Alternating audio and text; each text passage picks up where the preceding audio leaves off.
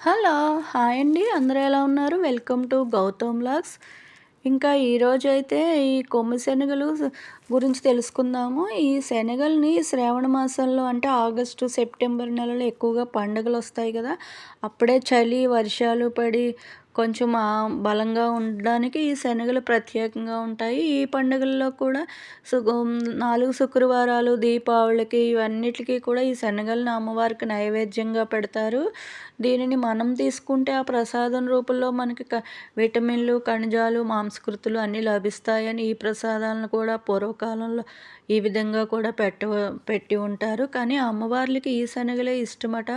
దీనిని ముందు రోజు నైటే నానబెడతాం కదా! నానబెట్టి మర్నాడు ప్రసాదం చేసినప్పటికి ఇవి కొంచెం మొలకలొస్తాయి కదా! అంటే దీనికి ప్రాణశక్తి వస్తది. ఒక బీజం నాటుకున్నట్టుగా మొలకొస్తది కదా! అదే అయితే దీనికి చాలా బలము. దీంట్లో మాంసకృత్తులు ఎక్కువుంటాయి. ఇంకా నాన్ వెజ్ తినని వారికైతే ఇదొక వరమనే చెప్పొచ్చు. మాంసకృతుల్లో మాంసంలో ఎంత మాంసకృతులుంటాయో దీంట్లో కూడా సేమ్ అంతే ప్రోటీన్లు అన్నీ దాంతో సమానంగా ఉంటాయట ఈ శనగల్లో కూడా. ఇంకా శరీరంలో చెడు కొలెస్ట్రాల్‌ని కూడా తగ్గిస్తుందంట. రక్తంలో ఉండే ఎర్ర కణాల సంఖ్యను కూడా మెరుగుపరుస్తుంది. వ్యాధి నిరోధక శక్తిని కూడా పటిష్టం చేస్తుంది. ఇంకా పాలల్లో ఉండే కాల్షియం దాదాపు సమానంగా ఈ శనగల్లో ఉంటుంది. దీనిలో ఎముకలను దృఢంగా ఉంచుతుంది. దురద, గజ్జి, తామర ఈట్లికి కూడా ఉన్నప్పుడు ఈ శనగలను ఎక్కువగా తీసుకుంటే వ్యాధి నిరోధక శక్తిని తగ్గించి మనం బలంగా ఉంటాము అని చెప్తున్నారు. మన ఎముకలంతా బలపడతాయి అంటున్నారు. మనకి శక్తి లభిస్తుంది. ఈ శనగల్ని నానబెట్టిన వాటిల్ని, మొలక వచ్చిన వాటిని ప్రసాదంగా చేసిన తర్వాత ప్రసాదంగానే కాకుండా కూరల్లో, చికెన్ కర్రీల్లోని, ఇంకా మసాలా గ్రేవీ కింద, పూరీ కర్రీ కింద ఇలా రకరకాలుగా వండుకొని మనం వీటిని తిని బలంగా ఉండవచ్చు. ఇంకా ఇవైతే టైగర్ రొయ్యలు ఇది గోదావరి జిల్లాలో ఎక్కువగా చెరువుల్లో ఉంటాయి కదా!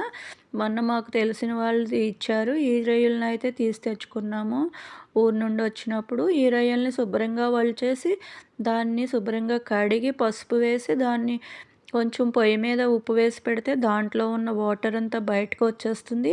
ఇది నిల్వ స్టోర్ చేసుకోవడానికి చాలా రోజులు ఉంటుంది. వాటర్‌తో అలా పెట్టేస్తే గనుక ఎక్కువగా రోజులు కొంచెం జిగురు జిగురుగా ఉంటాయి. వాటర్ అంతా వంచేసి ఈ డ్రైగా ఉన్న రొయ్యలకి కొంచెం నూనె, కొంచెం ఉప్పు, కొంచెం లైట్‌గా కారం వేసి ఇవి డబ్బాలో స్టోర్ చేసుకుంటే ఏ కూరల్లోనా వేసుకోవచ్చు. ఒకసారిగా బిర్యానీలో వేసుకోవచ్చు. మన ఇష్టం ఎలా అయినా వాడుకోవచ్చు.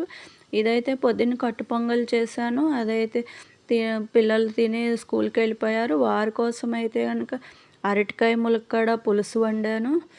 పిల్లలకి లంచ్ బాక్స్ ఇచ్చి పంపించేశాను. ఇంక ఇది మిరియాలు వేసి రసం పెట్టాను. వాతావరణం కూల్‌గా ఉంది కదండీ! కొంచెం ఒంటిలో వేడి కోసం ఇది గోకరకాయ అంటారు. మేము గోరుచిక్కుడుకాయ అంటాము. ఇక్కడ హైదరాబాద్ వారు గోకరకాయ అంటారు. దీన్ని కూడా కొంచెం ఫ్రై చేశాను. ఈ రసంలో సగంలో మిరియాలు, సగంలో కొంచెం బెల్లం వేసాను పిల్లలకి ఇష్టపడతారని. ఇంకా పిల్లలు స్కూల్‌కి వెళ్ళిపోయాక ఆ తర్వాత సాయంత్రానికి ఉండేలాగా ఈ టైగర్ రొయ్యలు ఉన్నాయి కదండీ! దాన్ని కొంచెం తీసుకొని ఇవి తోటకూర కాడలండి. చాలామంది తినరంట. కానీ మా రాజుల్లో క్షత్రియ సాంప్రదాయంలో ఎక్కువగా తోటకూర కాడలతోటి ఇలాగ పచ్చి రొయ్యలు, ఎండు రొయ్యలు లేతే సన్నగా తరిగి ఇగురు కింద తోటకూర కాడలు మేము ఎక్కువగానే వాడతాము. చాలామందిని మాకు పక్క వాళ్ళు అయ్యి మేము తినము అని చెప్తున్నారు. కానీ మా సైడ్ ఈ తోటకూర కాడలు అందరూ తింటాము. రొయ్యల పులుసు వేసుకుని.